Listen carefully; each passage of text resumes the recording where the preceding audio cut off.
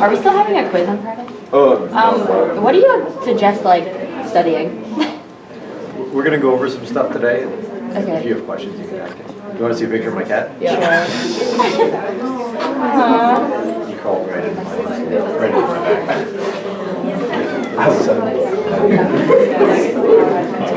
All right, folks. It's about time. We better get started. We have a lot to do. And as was just asked, we do have a quiz on Friday. We're actually back on schedule about the quiz. All right. I don't even know. That hurts just a little bit. No, like, I don't know, what could we possibly be quizzing on? So, I'm going to start with this caveat. There is no thing in this class that's worth getting yourself worked up so much that you I'm not throw gonna up. actually throw. Even Don't worry. literally or figuratively feeling ill, it's certainly not worth that. It is a quiz. It's worth, I think, 20 points. It's 10 questions. Don't. Relax. Oh, is this like a pretty quick quiz? Nothing on the quiz will be something you haven't seen, right? We've talked about quite a bit of things. It'll be one of those things that we've talked about, or that is on homework, or something that you have encountered during the course of the first part of this class.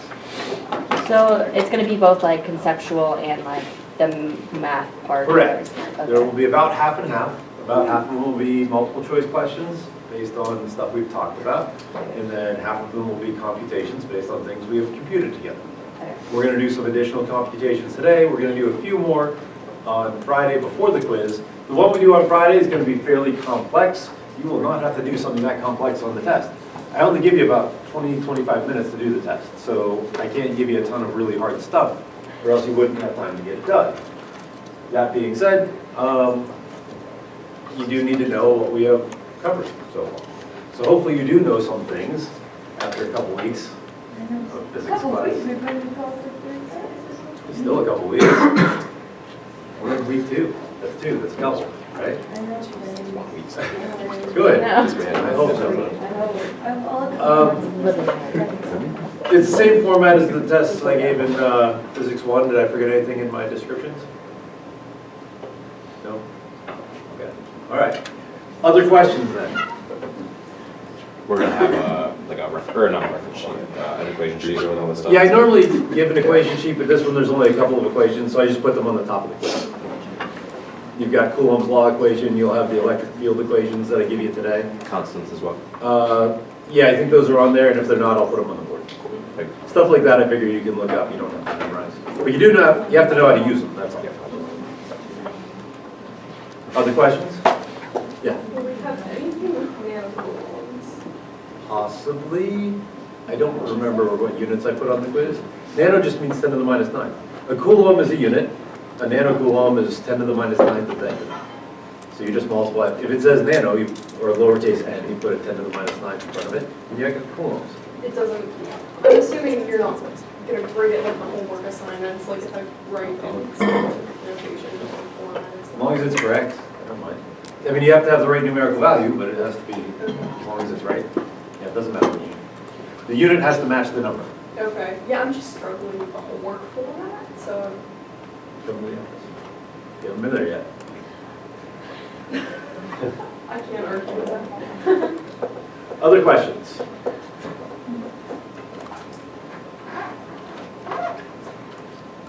Okay.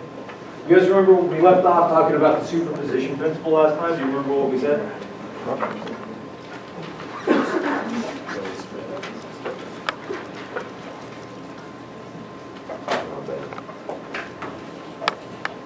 No?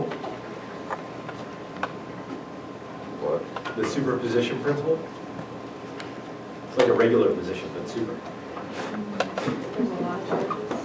So if there's multiple charges, like if you have an array of charges, kind of like what I drew up on the board. We have QA, QB, QC, and QD. QD is my favorite. It's a little cutie.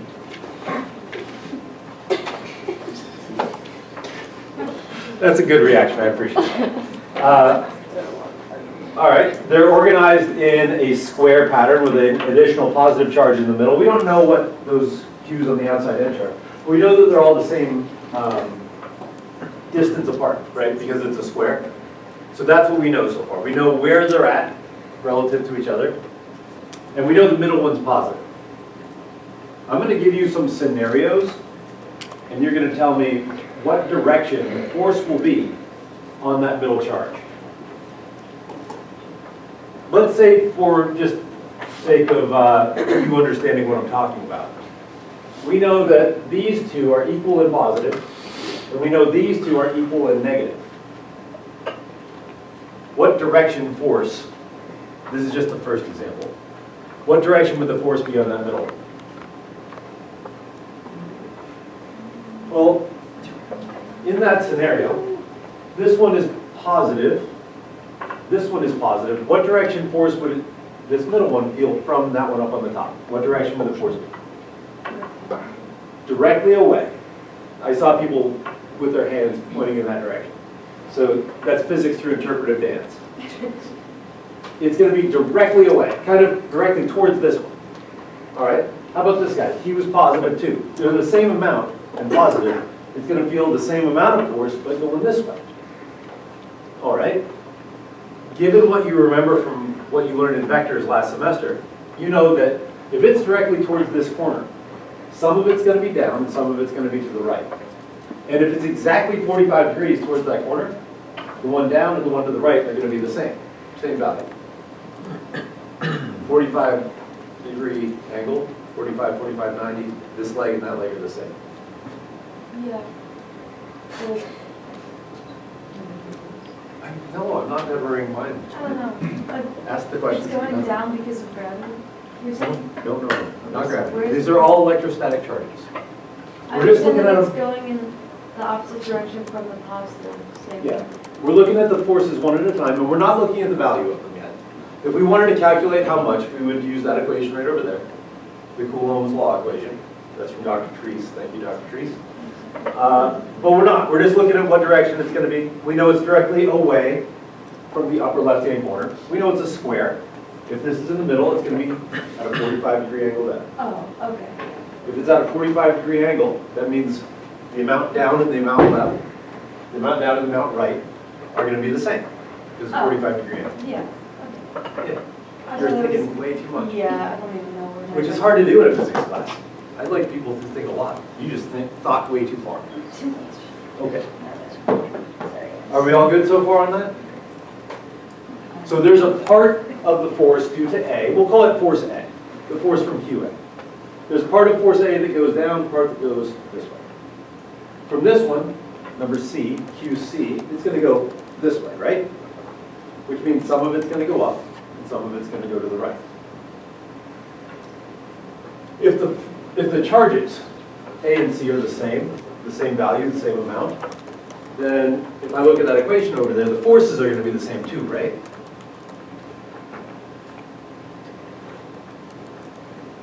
A times Q1 times Q2 over R squared. It's a square, it's in the middle, so R is the same for both of them. Q is the same for the charge in the middle. And I just told you that QA and QC are the same, so the second charge is the same too. And K is constant, so the forces have to be the same, they're just in different directions. They're both pointing to the right, but one's pointing to the right and up, the other's pointing to the right and down. So far, so good? You following all of the stuff that I've said? Yes, sir. So my only question is, can we, like with those three charges, can we put in that equation? Because there's only two charges in that equation. So we're getting there. Okay, sorry. We're not quite there yet, but we are getting there. I'm not giving you any numbers yet, and for some reason that makes people uncomfortable. They're like, I want to do numbers, but you don't really. You have to trust me on this. Putting numbers in is going to make it more complicated. Right now, we just want to get a fundamental understanding of what's going on. Once we have that, the numbers they're easy. But until you understand what's going on, the numbers don't really mean anything. Now your question was, can we use this equation for that scenario? And the answer is, kinda. Let me explain. I can't put three charges into that equation, but what I can do is apply the superposition principle, which is the whole point of what I'm talking about. I can find the force from this one using that equation. And I can find the parts of that force from that one. So I can find the components, the down and the right. I can use that equation to find the force from this one pushing up. I put those two in, I get the magnitude, I find the parts, find the components. I can do that for all four of them. Once I have all four of the forces that are acting, I can put them together and add them up like vectors. That's the superposition principle. And that's what we ended class talking about last time. Did that answer your question? I just wanted a clarification, is QA and QC are both positives, right? Yeah, we just said that. So I'm going to draw it on here just so we can remember. I'm going to give you a couple scenarios that we can talk through and think through. This was just the first one that I thought. So we said that these are both positive and they're both equal to each other. So we said that QA equals QC equals positive charge. I didn't give you a number. Remind me your name, sir. Nick. Dan? Nick. Nick. Can I call you Dan? If he wants to, yeah, go ahead. Nick wants to do numbers. He's in a hurry. He doesn't want to mess around with this stuff. But I'm telling you, it's probably for our best interest that we don't yet. You trust me? Sure. I got a trustworthy face. Yeah, I think. So far, what do we know? We know that force A is going to be like this. And it's going to be made up of a part that goes down and a part that goes to the right. Force C is going to be going up like this. And it's going to be made of a part that goes up and a part that goes to the right. Right? Yeah? We talked, that's what I've said so far. What's the face for? Who made the face? You looked at me like this. It's just a lot. It's There's a lot nothing. of arrows, It's a lot of directions. a lot of directions. There's only two. There's this one and there's Okay. now you say, Dr. Johnson, I see additional arrows. That's more than two. But these are just what this is made of. I give you $1, it's made out of 4 quarters. That doesn't mean you have 5 things, right? You have $1 or you have 4 quarters. You can describe it either way though, right? Sometimes it's convenient to talk about it in terms of what makes it up. In this case it is, because what do we know for a fact about this arrow pointing down and this arrow pointing up? What's that? They're the same, and they're in opposite directions. And as far as vectors are concerned, if I have a force pushing up and a force pushing down, and they're exactly the same amount of force, what's the total force up and down? 0. 0. So this part and this part are going to negate each other. It's kind of like if I'm pushing on the table this way, and Elena's pushing on the table that way, our two forces towards each other cancel out, but the table's going to start sliding that way. Because the right components, the components that are pointing to the right side of the screen, they're both going the same way, they're going to add up. So would you really not even need to draw the up arrow since they cancel out? Or will you eventually need to do that in more complicated? No, I need to draw them because otherwise I forget they're there. Okay. I need to know, you can't just forget that they exist because they are part of the vectors that we're dealing with. Okay. But they do disappear and we don't need to deal with them anymore after this part. I mean, this might be skipping ahead, but wouldn't they all cancel out eventually? Let's Even find the out. ones that are diagonal? Let's find out. What did I tell you about B and D for this scenario? They're equal and negative charges. So that's negative, QB equals QD equals negative charge. What direction will be the force on the middle charge from QB? Say it loud and proud. Go. QB. We could call it Josh Allen. Go up. Up and just straight up? No, up and to the right, towards it, right? It's an attractive force. They're opposite charges. It's an attractive force. It's going this way. If it's going up and to the right, that means it's got a part that's going up and a part that's going to the right. Just like before. How about QD? So is that going like off of the positive charges? It's just another force, and it's also going up and to the right. I can't draw it right on top of it. You wouldn't be able to see it. Okay. But still like from this. It's still acting on that middle charge. Okay. Just can't draw it right on top because it makes a mess. Okay. It's only 3 arrows. So what about QD? I gotta say it. down to the right. I obviously can't even hear when Dan says stuff. That's gonna be a problem, I think. It's all right. It's gonna go down to the right. I don't even know anybody named Dan. You do know. I do now. So it's going down to the right. It's the same size as the force going up and to the left, up and to the right, but it's now going down to the right because it's being pulled towards an attractive force, QD. There are 4 forces, right? There's 4 charges, there's 4 different forces. This is one of them, that's another, this is one of them, that's another one. This one has a part of it going to the right and a part of it going down. Did Dr. Jones do much with you with vectors and components? Yeah. Okay, so it's been a while, I know, but she did do this. This is not out of the blue. It's just review for you, and I know that's sometimes tricky, especially when it's been a little while. That's why we're doing it. That's why we didn't jump right into the numbers. The numbers complicate things. Okay, I'm doing the same thing I did with the red arrows. I've got 2 blue arrows. They're both pointing in different directions. One of them is up and to the right. One of them is down and to the right. The 2 portions of that to the right, they just add up. It's like 2 people pushing the desk the same way. But the up one and the down one, they're the same size but in opposite directions. What's that? What happens to those? So what? They're going to cancel each other out. They're going to, one's pushing one way, one's pushing the other. Cancel out is just an interesting way of saying they add up to nothing. They add up to 0. So the up one and the down one for the red, gone. The up one and the down one for the blue, gone. What's left? What portions of those vectors are left? Every single one of those has a part pointing to the right. Every single one of those charges is pushing that middle charge, at least partially, to the right. The ups and the downs all cancel out, but those right components all add up. So what will be the net force acting on that charge in the middle? Well, all the ones that try to push it up, those all cancel out. All the ones trying to push it down, those all cancel out. But all the ones pointing to the right, they're going to add up, which gives us a net force pointing to the right. So in this scenario where we have 2 positive charges that are equal on that side, 2 negative charges that are equal on this side, we're going to end up with a net force on the center charge to the right. That, my friends, is the superposition principle.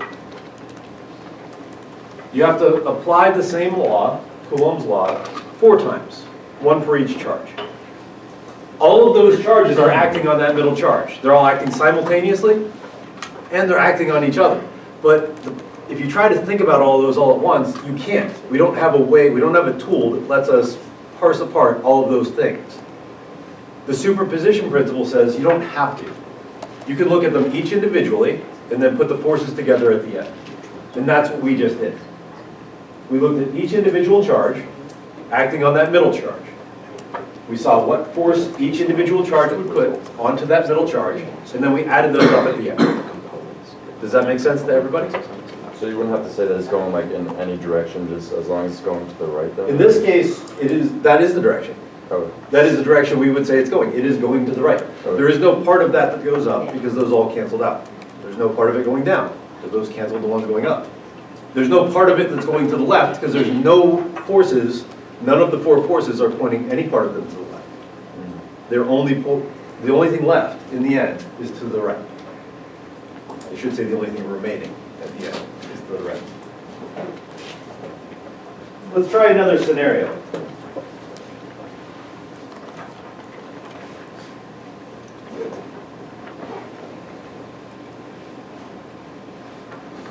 No, this is a mess. I'm just going to draw a new one.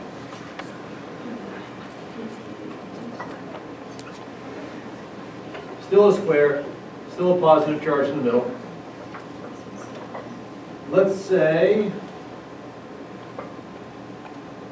that this one's A, B, C, and D. And let's say A and C are equal and negative.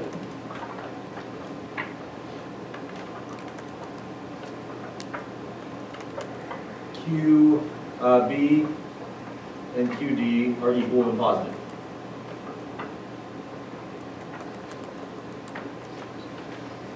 What direction would the net force be on that middle one? I'm not gonna walk you through this one, I walked you through the last one. You get to walk me through this one.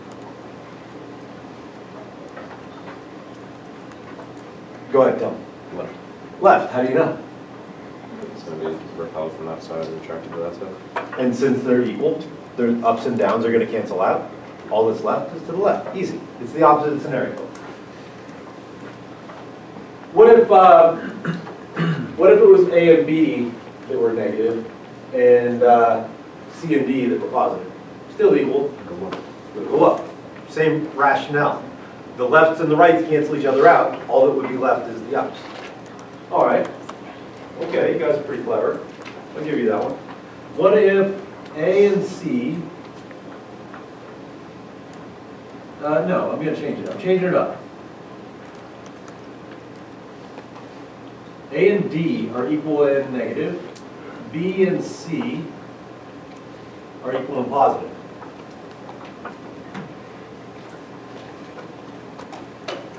Get out of the way.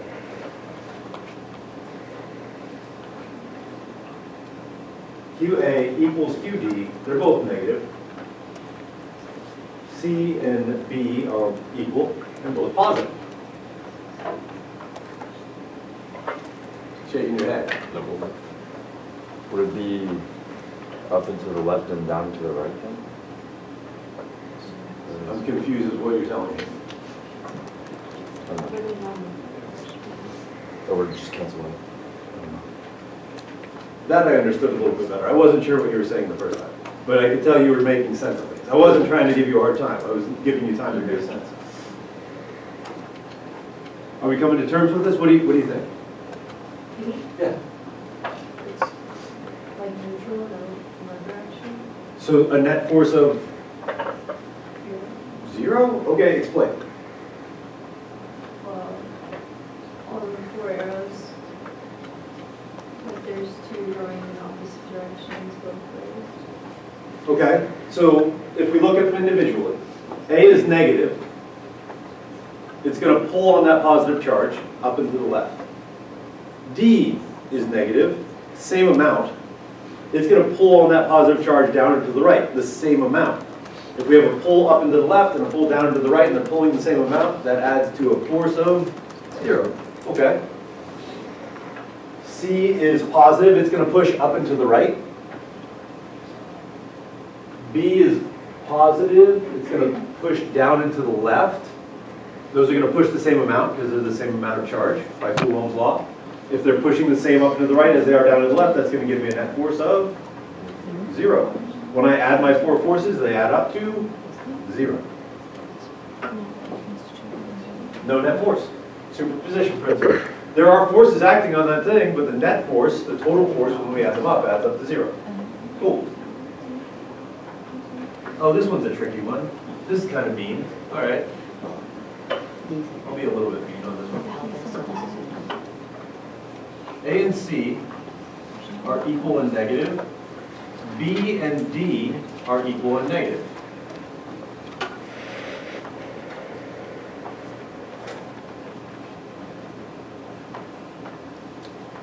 So, Nick Daniels. This one's tricky because we don't have the numbers. Did you say A was positive? Sorry. Nope, both negative. So everything- Actually, all four of them are negative. everything. So are they all equal to each other? Or no? They are not all equal to each other. A and C are equal to each other, and B and D are equal to each other. The middle is still positive. This one's tricky for the very reason that you asked before. We don't have numbers for it.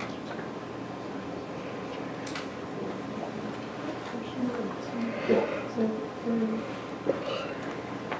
B and C, So the last one was one where we had the process of recall, right?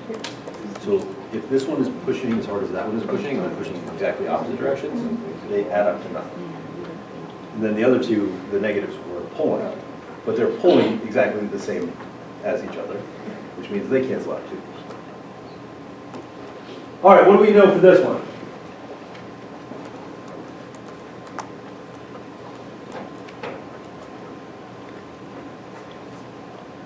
What do you know? Now, if you know something about this one, you probably know more than I do. Because I look at this and say, I actually don't know much at all. I know that A and C are pulling the same amount, and they're pulling in general to the left. Because since they're pulling the same amount, the ups and the downs aren't going to affect it. It's going to cancel out, they're going to be zero. But they're going to be, in general, net force from A and C pulling to the left. I don't know how much, but I know they're pulling to the left. B and D are going to be pulling to the right. They're negative, they're going to pull. They're going to pull the same amount, so the ups and downs are going to cancel out again. But they're, in general, pulling to the right. I don't know if A and C are bigger than B and D, or B and D are bigger than A and C. That's not given in the problem. So given the information I just told you, I have no idea which way it's going to go. I know it's going to go either to the right or to the left. I know it's not going to go up and down. But I don't know which one because I need to know which one is bigger. If A and C are bigger than B and D in charge, it's going to go towards A and C. If they're smaller, it's going to go the other way. But we don't know that, not based on what I gave you. Is that what you were going to say? Is that what you would say now? Yeah, good. I need to believe it. Does that make sense? I told you it was tricky. I warned you. Last one. No, actually, it's just a repeat. The last one is another one where they just cancel each other out.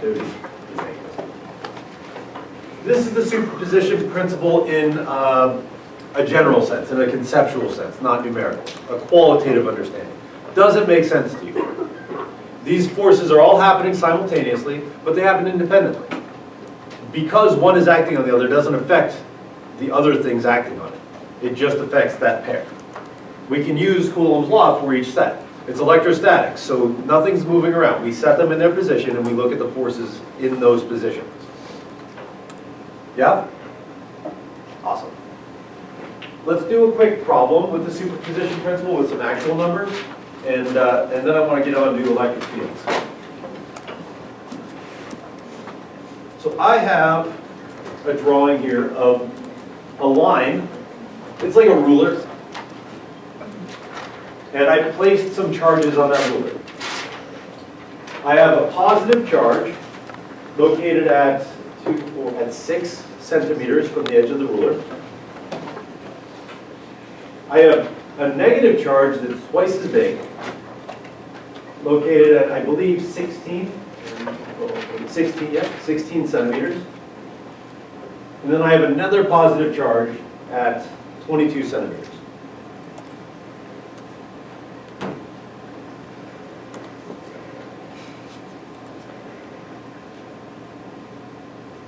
If I tell you that Q equals 2.25 microcoulombs. Kara, micro means 10 to the minus 6. So not a bad idea to put stuff in base units because then you don't have to worry about all that scientific notation stuff. So if it's in microcoulombs, you could just write 2.25 times 10 to the minus 6 coulombs. Micro means 10 to the minus 6. If it was nano and lowercase n, you could write 10 to the minus 9. But in this case, it's micro, 10 to the minus 6. Somebody put their hand up? Thought I saw it. No? Wait, why is that? Where did you get the 2.25? Sorry, I just told you. it down. I gave it to you. It's part of the problem. Oh, okay. Oh. We didn't find it anywhere. I provided that for you.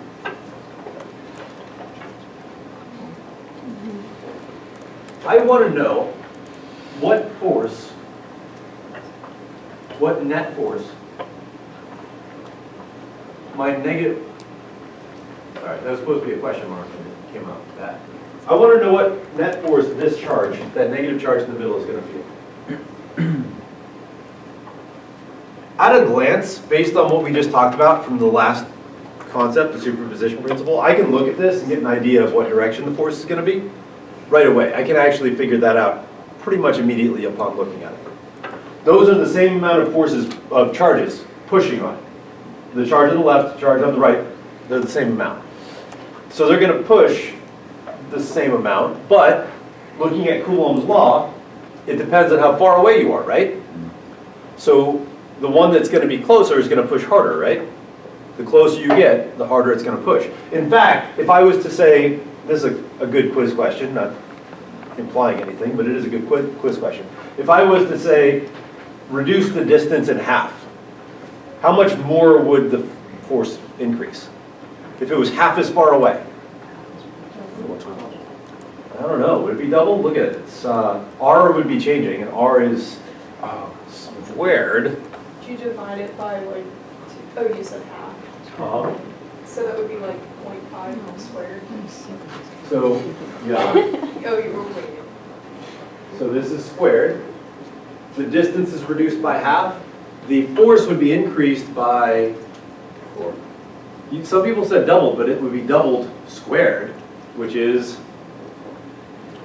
4 times. If it was 1/3 as far, it would be 9 times bigger, because that effect is squared. It's an inverse square law.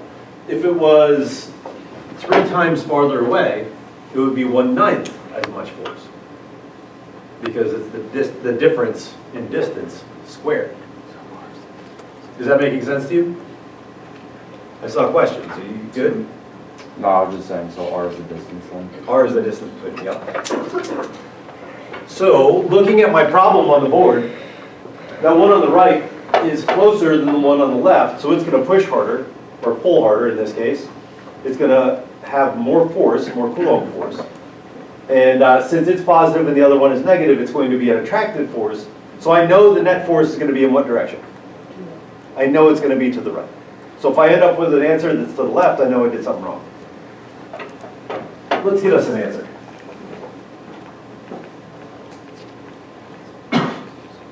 How am I going to approach this? What do I need to do?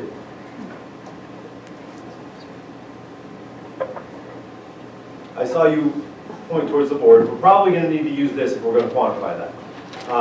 Can I just put that equation down and write all my forces and charges? No, what do I have to do? Break down the whole thing. Break it down and like, Okay, I got to do it for each charge. yeah. I'm looking at the force on this one, and there are 2 separate forces I have to find. I have to find the force on this one from this guy, and I have to find the force on this one from that one. It makes no difference which one we do first. We can, just as long as we do them both and add them up. We have to be careful about the directions. That's important too. Fortunately, it's only in one dimension, so it's either going to be to the right or to the left. I'm going to call it to the right positive. We call it to the left negative. I established that. I've got to stick with it the whole time. Okay, cool. Which one do you want to do first? Do you have to like write that then? What's that? Like left and right, which one's negative, which one's positive? It's not a bad idea. Do you have to? No, as long as you keep it in your head. Okay. You know that. At the end, if you picked it different than what might be the convention, and you're like, well, I'm going to choose left to be positive for whatever reason, that's fine. But you might want to write in your final answer, the final force is going to be to the right or to the left, so that I know as I'm reading it, you got it right. Does that make sense? Yeah. All right. It's all about clarity and thoroughness of your answer. Which one you want to do first? You've been on the ball on this. What do you want to do? Doesn't matter.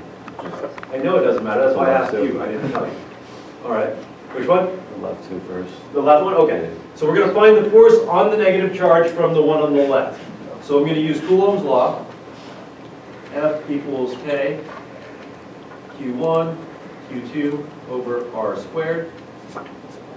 And I know it's going to be pulling on this. So I know the force is going to be to the left. So I know my answer is going to be negative in the end. I'm going to do the absolute value. Remember I told you you have your options. You don't have to do it numerically. I know it's going to be to the left, so I'm just going to wait till the end. I'm going to do the absolute value. I'm going to make my answer negative. Because I know that, conceptually.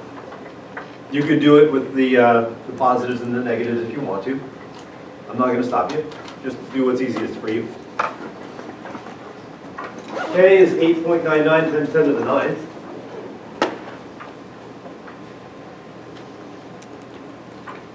Now, I told you guys that it's not a bad idea to keep the units in there, but it gets messy on a little screen like this, so I'm going to not write the units. I'm going to forego that. It's a really good idea to write the units when you have unlimited space on a piece of paper. Q1, what is Q1?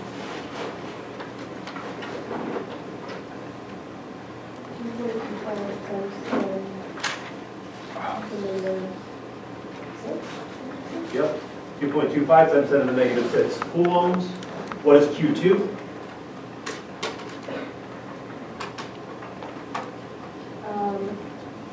Would you do -2 times 2.25? Yep, and since I'm doing an absolute value, we can just look at it as 2 times 2.25 times 10 to the minus 6, which would be 4.5 times 10 to the minus 6.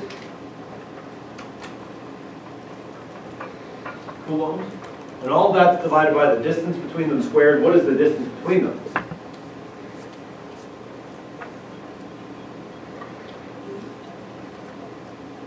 So this is at 6, 2, 4, 6, 8. That's at 16. So it's 10 centimeters. But we don't want centimeters. We want to make sure we're in base units. So it's going to be 0.1 meters. 0.1 meters squared.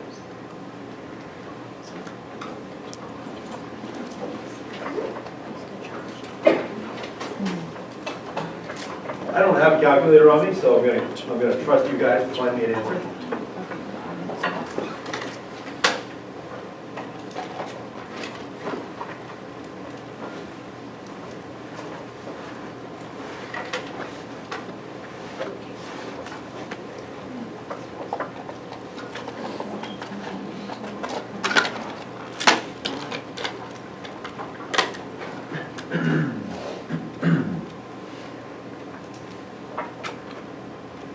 This is that part I was giving you a hard time about. I said, to make sure that you are practicing, right? We want to make sure you can get the right answer.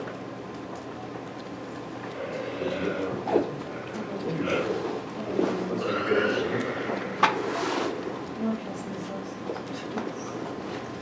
9.1, that's just 9.1 newtons. That's what I got.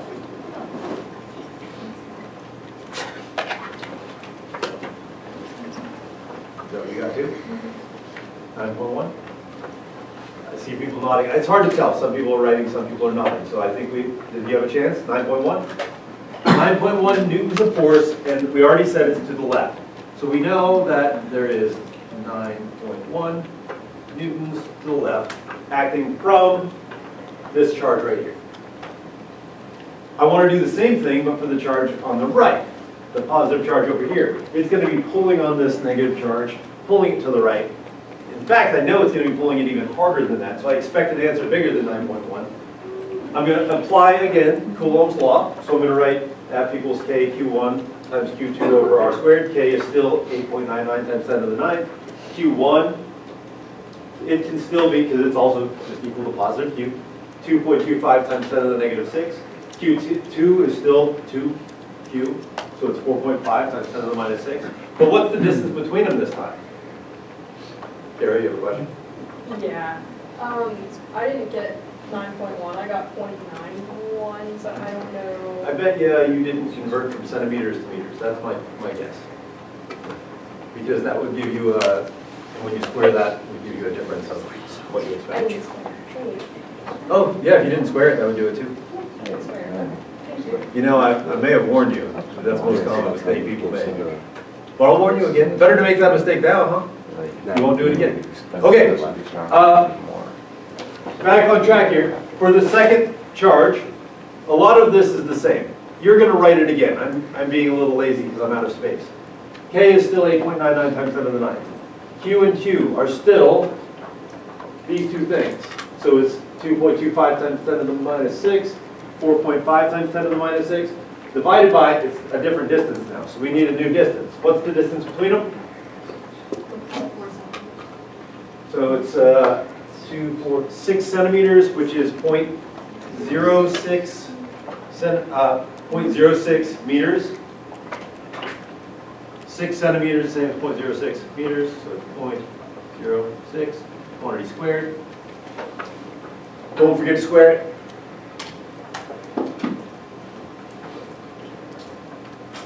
Give me an answer.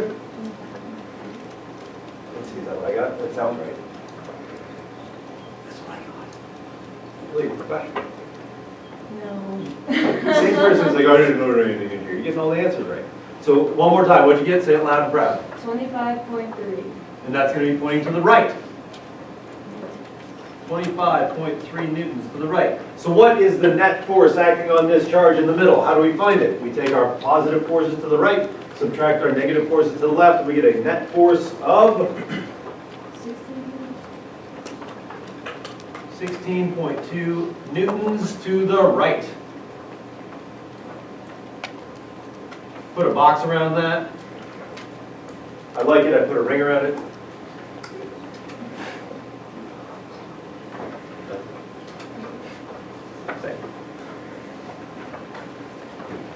And we're good to go. Think you could do one of those if I asked you to? Do you have to put right, or we just know that's If positive? you establish right as positive and you make it positive, then that's the same exact thing. I like thoroughness in my answers. I like to make sure that I don't give anybody a chance to take any points away, so I tell them exactly what it is. But if you trust me to figure it out, then yes, you're good. Yes, sir. Just a little bit confused. So if you do it with the negatives in there, Yeah. the first one, like the 9.1 would be negative, and then wouldn't the, It would be, Wouldn't but the second but one you gotta also- remember what negative means. Negative means towards the source. The source is on the right, so negative meaning towards the source means it's to the right. gotcha. That's why I think it's more confusing that way, but some people like it the confusing way. I'm not one to stand in the way of people's free will. I didn't practice with this beforehand because it wasn't at my house, it was in my office. But I'm gonna try to use it too. Is the one on our quiz gonna be on a straight line too? Very likely, yes. I'll give you that, the batteries for that. Right.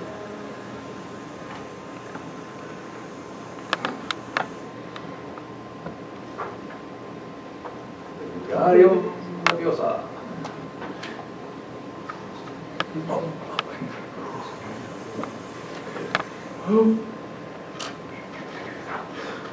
Oh, losing it. Oh no, it's gone, it's gone. Oh, it's gonna go away. Yes. So, how we go with three, forces out of this crowd, is there a possibility that there could be more? Actually, there's only two forces on it, and then we add them together to find out the net. So, is there a possibility you can do that? Yes. We can do as many as we want. You can do as many forces as you want to put on the line like this, or to put the grid. It's not any more complicated than this, though. You just have to add them up together. How do you like? Every Two step, on the right is closer than two on the left, Yeah. but like, could there be more? sure. And if there was 15 of them on this, we would just have to do Coulomb's law 15 times and add them up. It would be more complicated to keep track of what was positive and what was negative, but it wouldn't be any more mathematically difficult. If you know how to do 2, you know how to do a million. It's the same process. But it is kind of a hassle to do that many, I think. So we have a means of looking at things in generalities in physics. That magic wand that I was toying around with just a second ago, what it does is it puts a bunch of charge on the end, that cardboard tip on the end of the wand. And that charge on the end of that wand creates what we call a electric, I almost said magnetic, but we haven't gotten there, that's midterm. It creates what we call an electric field. An electric field is a way to describe how any charge nearby will feel a force. So, yes, this charge felt this much force. That's by the very nature of it existing in that spot and having charge. But isn't it true that anything that has charge, if I put it in that spot, is going to feel some force? Yeah, it doesn't matter. As long as it has charge, it's going to feel a force because of the other charges around it. So we say that it exists in an electric field. And if I move it a little bit, the amount of force will change based on its position, not really based on its charge, but based on where it's at. So we can generalize this by dividing out the charge from our equation and finding a more general term for anything with charge that we put in that spot. We can find the force on that charge at that spot. So what we do is we divide the charge that's feeling the force, the charge that we're looking at that spot. So in this case, we would divide out that 2Q. And that gives us a new term. So this new term, so the Coulomb force divided by the charge that's feeling the force, we define, now that's a force, as the electric field, the E vector. If we know the electric field at that spot, we don't have to do the superposition principle for all the different charges. If we are given the electric field at that spot, we just take the amount of charge at that spot, multiply it by E, and we get the force on that charge. Super convenient. Now, you know from mathematics that you can't just divide on one side of an equation, can you? You're going to divide on both sides of the equation. So that charge is going to cancel out one of these charges over there. So E field, which equals the Coulomb force divided by the charge, is going to equal K. Q that is creating the E field, the charge that's making the field at that spot, divided by the distance from that spot squared. That's the electric field due to a point charge in space. Now, it is a vector. It's a vector quantity, just like force is, so this superposition stuff doesn't just go away. In finding the E field, you still have to do those vector addition things. And we're going to do a problem with this that's a little bit complicated at the beginning of our next class. But in the meantime, I want to show you a few things. I want to give you a couple examples. So, and a definition. This is something you want to jot down. The direction of the E field vector is the same direction that a positive charge will feel a force due to that field. One more time. So One more Yeah. time, sorry. the E field vector is in the same direction. It points in the direction that a positive charge will feel a force.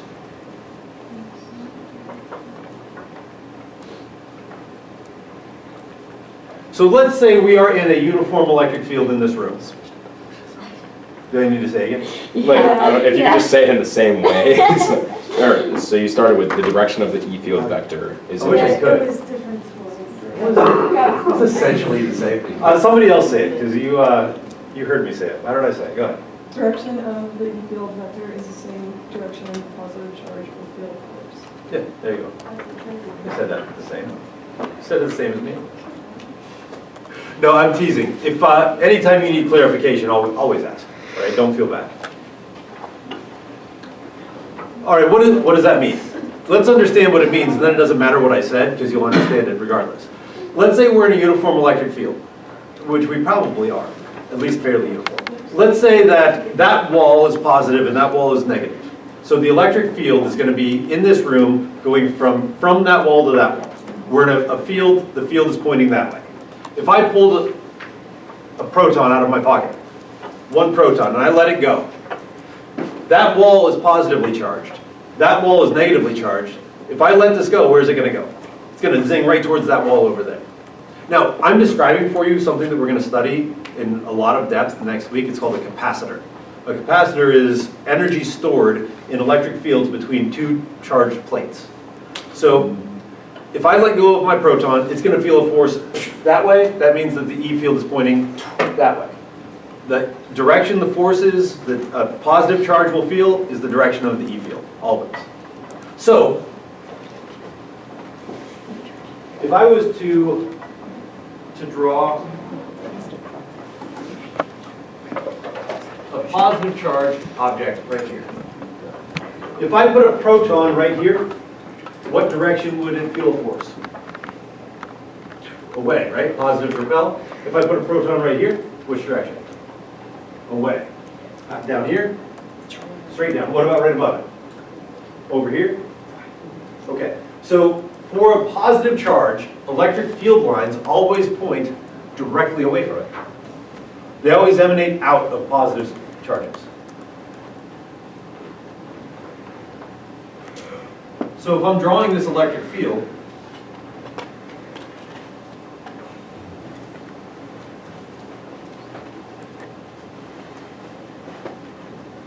the field lines are going to point out from it. They're going to radiate out from this positive charge. If it was negative, they would go towards it. They also don't cross, because if they cross, that would mean that the charge felt forces in two different directions. But that's not how forces work. They add up to be one direction. We've been doing that all day. Is it really out? Are we really out of time? 10.7. You will probably have to draw some field lines on the quiz on Friday. So we didn't cover it in much depth. We just started talking about it. So you might want to look that up. We are going to cover it and finish it up our discussion about it on Friday. So What? if that was positive and the negative on the outside, all the lines would be pointing in, right? The field lines point out from the positive. If that was negative, then they'd be pointing in towards the negative. The central one. Yep.